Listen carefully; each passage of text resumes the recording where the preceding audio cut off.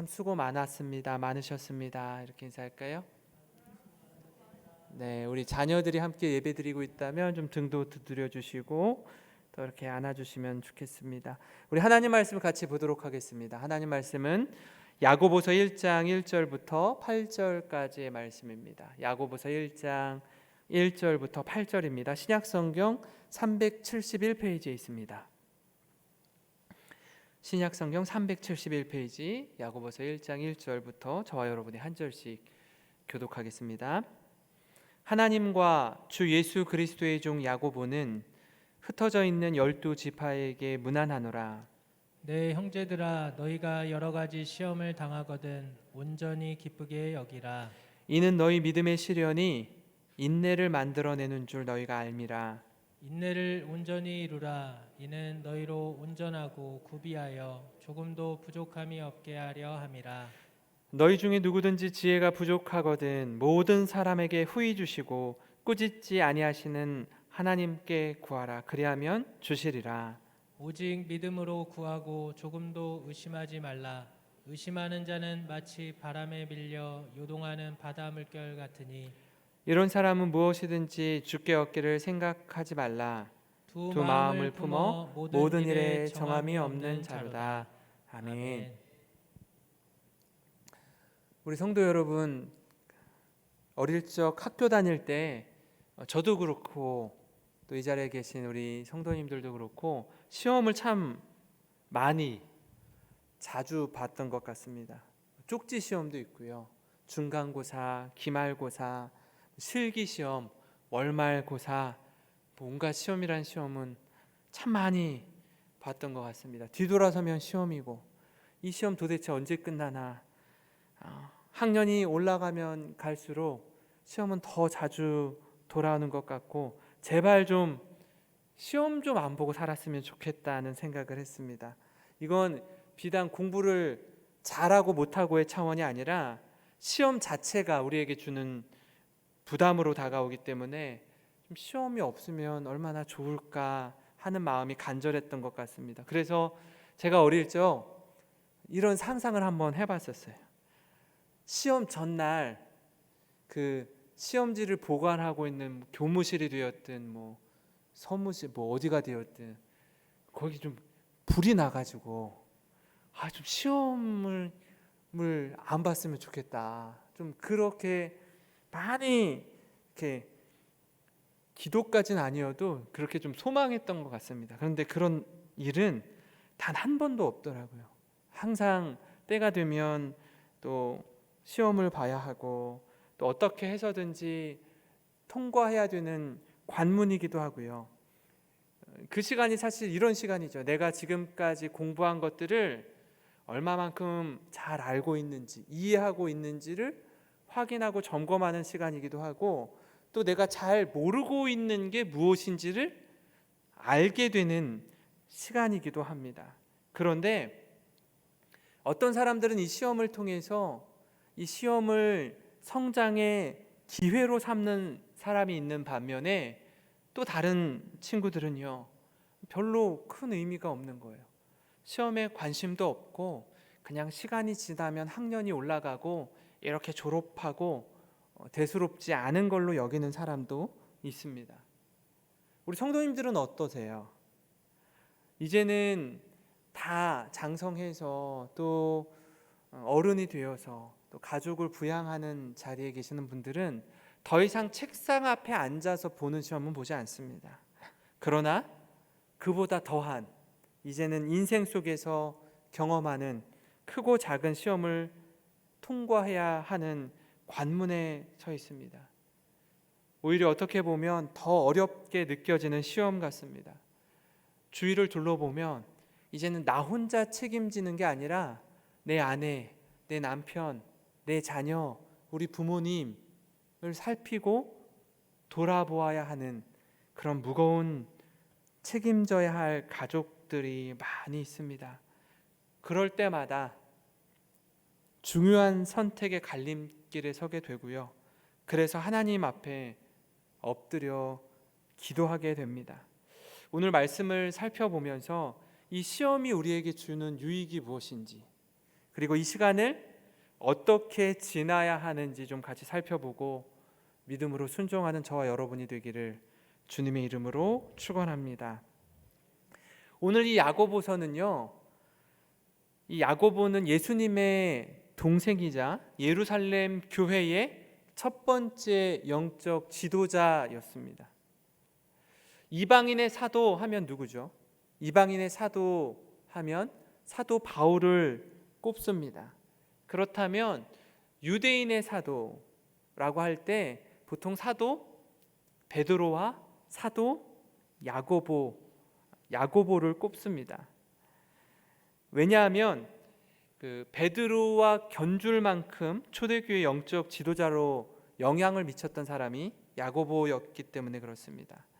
그가 우리에게 주는 메시지는요, 야고보서를 이렇게 읽어보신 분들, 또 말씀을 통해서 접하신 분들은 아시겠지만 믿음과 더불어서 행함이 동전의 양면과 같이 반영이 되어야 된다. 지난 주일에 말씀을 나눈 것처럼 믿음이 있다라고 하면 믿음에 걸맞는 삶이 뒷받침되어야 한다라고 같이 말씀을 나누었었는데요.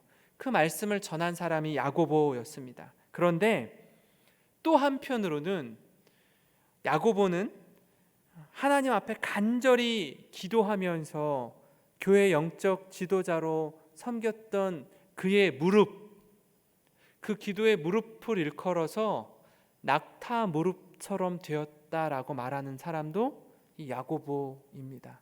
그렇기 때문에 어떤 이는 루터는 이 오직 믿음으로 말미암아 의롭다 칭함을 받는다, 이신 칭의의 사상을 선포하면서 종교개혁을 일으켰기 때문에 믿음과 더불어 행함을 강조했던 이 야고보서 말씀을 지푸라기 서신이라고 말할 만큼 왜 이렇게 행함에 대해서 강조하지라고 의문을 품기도 했었습니다. 그러나 이 믿음과 행함의 균형과 함께 하나님 앞에 오롯이 기도로 나아갔던 사람 또한 야고보였습니다. 야고보는 서두에 고난과 박해로 인해서 흩어져 있었던 12지파에게 편지하는 이 글이 바로 야고보서인데요. 이 시험을 통해서 시험을 지나는 과정 속에 있는 12지파를 향해 이렇게 말합니다. 시험을 통해 얻는 유익은 바로 이것입니다. 그게 뭐냐면 인내를 배우게 된다라는 겁니다. 시험을 통해 얻는 유익은 인내를 배우게 된다라는 거예요. 2절과 3절 말씀입니다. 내 형제들아, 너희가 여러 가지 시험을 만나가든 온전히 기쁘게 여기라. 이는 너희 믿음의 시련이 인내를 만들어내는 줄 너희가 알미라 라고 말합니다. 야고보는 형제들에게 여러 가지 시험, 어려움, 고난을 맞닥뜨릴 때, 시험을 마주할 때 기뻐하라 라고 얘기합니다. 이 말씀을 세번역으로 보니까 더 현실감 있게 이렇게 말합니다. 나의 형제자매 여러분, 여러 가지 시험에 빠질 때에 그것을 더할 나위 없는 기쁨으로 생각하십시오. 여러분은 믿음의 시련이 인내를 낳는다는 것을 알고 있습니다. 제가 지난주 목요일이었어요. 한 6일 전이죠. 설교를 준비하면서요, 설교에 관한 자료도 찾고 말씀도 묵상하면서 주일 예배 설교, 오후 예배 설교, 수요일 새벽기도 설교를 이렇게 막 여러 가지 말씀 준비를 이렇게 동시에 이렇게 같이 말씀을 준비하고 있었어요. 근데 목요일 저녁 8시 무렵에 오늘 전할 말씀을 거의 다 준비하고 저장해 놓은 걸로 알고 있었는데, 이렇게 파일을 정리를 하다가 보니까 오늘 말씀이 사라진 거예요. 아무리 찾아도 없는 거예요. 그래서 이게 어떻게 된 거지? 제가 중간중간에 컴퓨터로 작업을 하면서 지울 건 지우고, 지울 건 쓰레기통에 넣고, 이따가 그 휴지통도 또 중간중간에 이렇게 빨리빨리 비우거든요. 성격이 너무 급해가지고 하나하나 정리를 하는데 보니까 오늘 예배 설교까지도 다 정리를 깨끗하게 해야 하는 거예요. 찾을 수가 없는 거예요, 아무리. 근데 집에 가려고 하고 있었는데 갑자기 이 시험이 딱 닥치니까 너무너무 마음이 힘들더라고요. 그때 어떤 권사님이 이렇게 오셨어. 찾아오셨어. 목사님 아직까지 집에 안 가고 뭐 하세요? 제가 막 멘붕이었거든요. 어떻게 해야 될지 모르고 다시 말씀을 준비해야 되는데 말씀이 또 생각이 잘 안 나는 거예요. 얼마나 마음이 힘든지. 설교 제목이 뭐죠? 오늘 제목이요? 시험을 통해 얻는 유익이에요. 시험을 딱 맞닥뜨리니까 이게 유익한 것 같지 않은 거예요. 그리고 제가 지금 말씀드린 것처럼 형제 자매 여러분, 여러 가지 시험에 빠질 때에 뭐라고요? 그것을 더할 나위 없는 기쁨으로 생각하십시오라고 얘기하는데 전혀 기쁘지 않은 거예요. 더할 나위 없는 슬픔으로 막 다가오는 겁니다. 이 말씀이 얼마나 힘겹게 다가오는지. 그래서 다시 말씀을 펴고 준비하는데 하나님께서 내게 이 시간을 통해서 원하시는 게 무엇일까? 하나님이 얘야 나와 더 좀 깊은 교제를 나눴으면 좋겠다. 그렇게 말씀하시는 것 같았습니다. 너무 급하니까 좀 천천히 가렴, 좀 쉬엄쉬엄 하렴 하라 이렇게 말씀해 주시는 것 같았습니다. 왜냐하면 제가 지금까지 어렸을 적부터 반복해서 가지고 있는 습관, 루틴이 있는데 그게 뭐냐면요, 무엇이 됐든지 미리미리 빨리빨리 하는 겁니다. 그게 무엇이 되었든 말입니다. 그래서 시험 공부할 때도 한 달, 두 달 전부터 책을 몇 번을 읽어야 돼. 이렇게 읽고 또 읽고 그 다음에 점검하고 또 점검하고, 숙제도 학교 갔다 오면 무조건 먼저 숙제를 했어야 돼요. 숙제를 하고 놀아야 되는 거예요. 설교 준비하는 것도 마찬가지입니다. 로테이션 돼서 설교하지 않습니까? 근데 미리 다 준비를 해놓는데 그 로테이션이 깨지면 이미 준비한 설교가 있는데 너무 마음이 힘이 드는 거예요.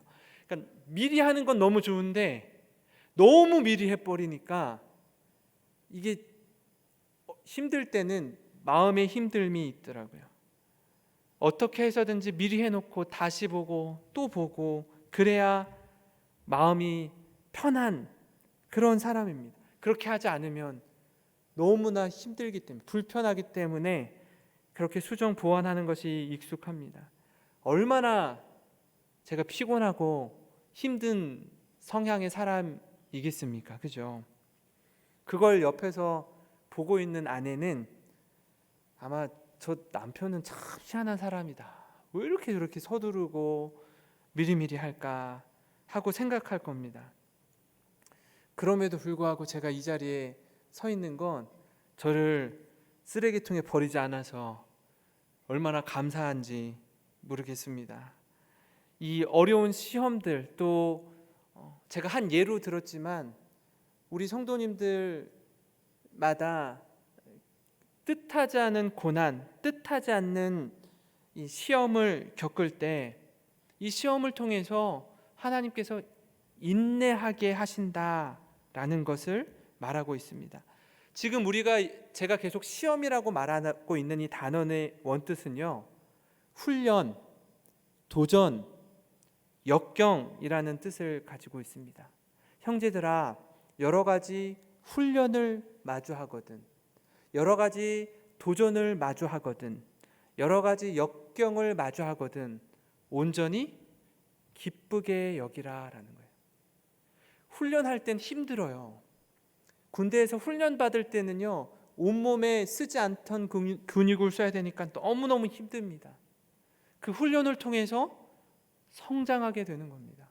그 도전을 통해서 지금까지는 단 한 번도 시도해보지 않았던 걸 해내게 되는 겁니다. 그때 온전히 기쁘게 여기라, 이렇게 우리가 이해할 수 있습니다. 이 시간을 통해서, 이 코로나라는 이 상황들을 통해서도 마찬가지고요, 지금까지 경험해보지 않은, 우리가 가보지 않은 길을 뚜벅뚜벅 주님과 함께 동행하면서 그 삶의 자리에서, 사업장에서, 직장에서, 학교에서 하나님 저 어떻게 해야 됩니까? 라고 막막하고 막연할 때 인내를 배우게 하시고 또 우리를 성장시키시는 그 하나님을 경험하는 우리 사랑하는 성도 여러분이 되시기를 간절히 소망합니다. 1장 4절 말씀을 보면요, 이렇게 말씀해요. 여러분은 인내력을 충분히 발휘하여 조금도 부족함이 없이 완전하고 성숙한 사람이 되십시오. 인내력을 충분히 발휘해서 조금도 부족함이 없는 완전하고 성숙한 사람이 되라라고, 그래서 하나님 우리를 훈련시키시고 도전하게 하시는 겁니다. 야고보의 권면은 명확합니다. 반대로요, 어린아이의 신앙은 시련이 닥칠 때 참지 못합니다. 견디지 못하고 내가 원하는 걸 들어주지 않는 그 하나님을 원망하고, 하나님을 원망할 뿐 아니라 나 외에 모든 주변과 함께하는 사람들에게 탓을 돌리기 시작합니다. 이 시간을 정말 지혜롭게 보내야 되는데 아직 미숙하기 때문에 모르겠어요. 육신의 나이로는 나이가 지긋하게 들고 40, 50, 60, 70 이렇게 나이가 들었어도요, 영적으로는 어린아이 같은 신앙을 가질 수 있습니다.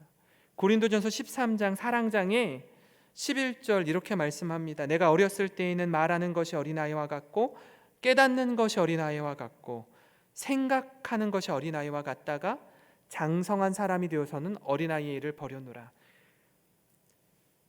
생각하는 게 어리기 때문에 깨닫는 것도 어리고요, 그래서 결국 우리 입술에 담아서 말하는 것조차도 어린아이와 같이 말하게 되는 것입니다. 영적으로, 육적으로 어린아이의 특징이 뭡니까? 말하고 깨닫고 생각하는 게 어린아이 같은 겁니다. 겉으로는요, 양복 잘 갖춰 입고 멋지게 외모를 꾸미고 사람과 사람을 마주하고 이야기를 나눌 때는요, 야, 저 사람 이렇게 외모도 깔끔하고 잘 멋지게 하고 나왔네 라고 싶지만 여러 번도 아니 한 5분 10분 정도만 서로 이렇게 저렇게 이야기를 나누다 보면 이 사람이 외모만 이렇게 꾸몄지 아직 어린아이 같구나 하는 걸 몇 마디 말만 해봐도 알 수 있어요. 반대로 좀 옷도 허름하고 행색이 누추하고 지금 현 상황이 이렇게 저렇게 뜻하지 않은 어려움으로 인해서 힘든 시간을 보내고 있는 분이라고 할지라도요, 몇 마디 이렇게 말을 해보면 이분이 굉장히 성숙한 사람이구나 라고 알 수 있습니다. 왜 그렇습니까?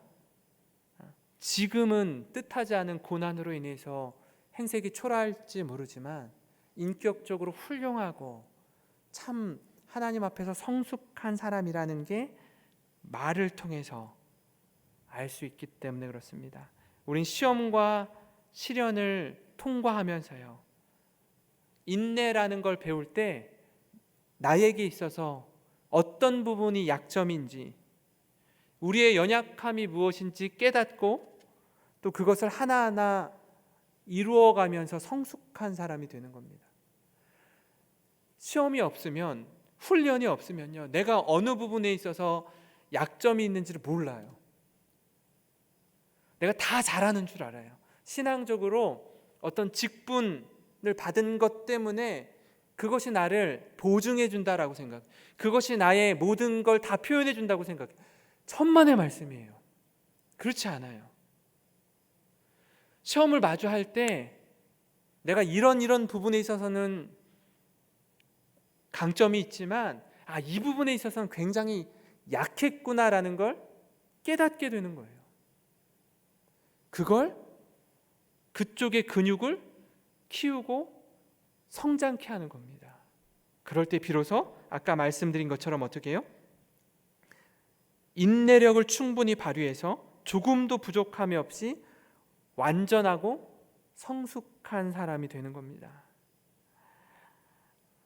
이 시간을 잘 지나고 통과하고 저와 여러분 모두가 하나님 앞에서 성숙한 그리스도인이 되기를 주님의 이름으로 축원합니다.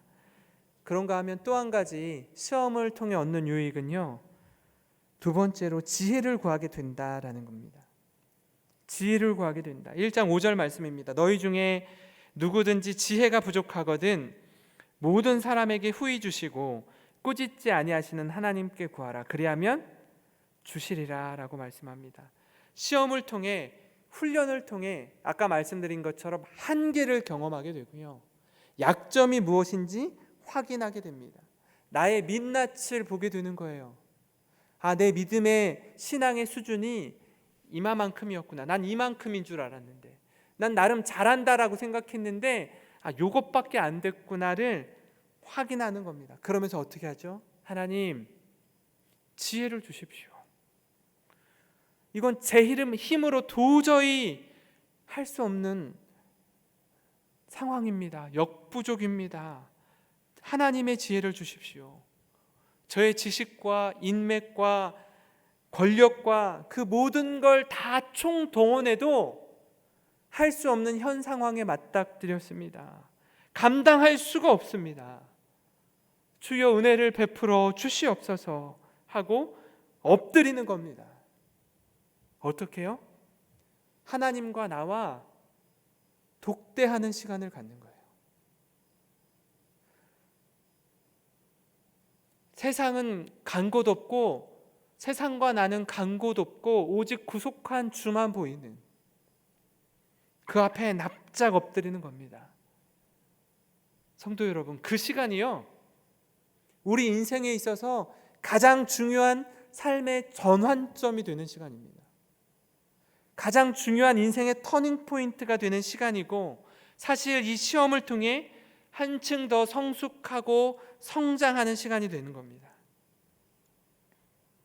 그 앞에 엎드려서 겸손히 나아가고, 우리와 함께하는 사람들에게 높아진 마음으로 그들을 대하지 않고, 교만하지 않고 겸손한 모습으로 이 모든 일에 역사하신 하나님을 찬양하고 높여드리는 자리에 서는 거예요. 잠언 4장 7절에 이렇게 말씀하는데요, 지혜가 제일이니 지혜를 얻으라. 내가 얻은 모든 것을 가지고 명철을 얻을지니라. 관건은, 가장 중요한 건 뭐냐면 우리가 그 하나님 앞에 엎드려서 구하는 겁니다. 기도하고 부르짖는 겁니다.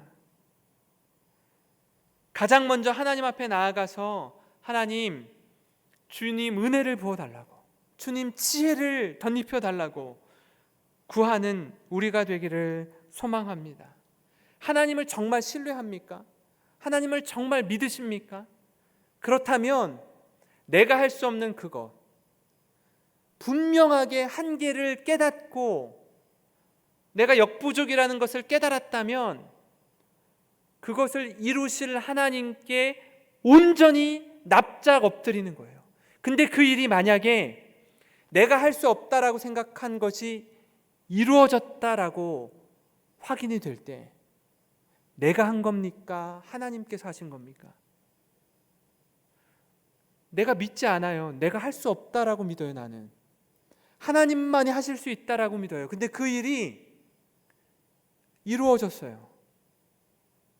그러면 내가 한 게 아니라 이건 하나님이 하신 겁니다. 이건 하나님이 하셨습니다라고 주님의 이름을 높여드리고 주님께 영광 돌리는 우리가 되기를 간절히 소망합니다.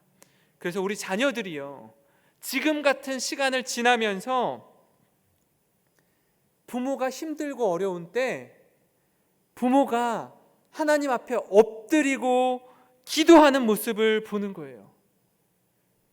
우리 부모님이 정말 힘든 순간에,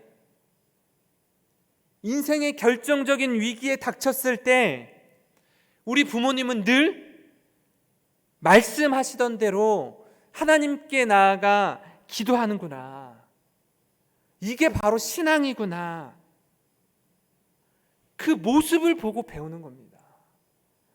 말은요, 아이들에게 기도해야 된다, 예배 드려야 된다, 말씀 봐야 된다라고 말은 하는데 정말 중요한 순간에 사람 찾고 내가 가진 물질 의지하고 이것저것 구하고 쫓아다니는 모습을 보면요, 그 아이들이 정말 힘들 때는 저렇게 하는 거구나, 저거 배우는 거예요. 우리의 말을 배우는 게 아니라요, 그 순간에 그 힘든 때 부모님이 뭘 의지하고 뭘 붙잡으려고 하고 아등바등 거리는지 그거 보고 배워요.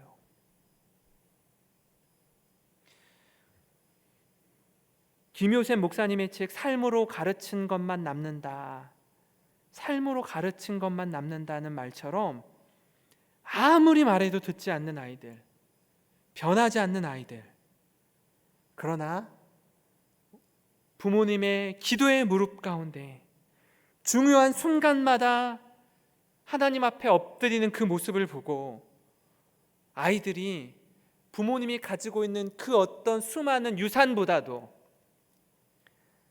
그 어떤 유산보다도 값진 신앙의 유산을 계승하는 우리 영생교회 모든 성도님들이 되시기를 주님의 이름으로 간절히 축원합니다. 이 시간 오늘 말씀을 기억하면서 같이 찬양 드리고 기도의 자리로 나아가면 좋을 것 같아요.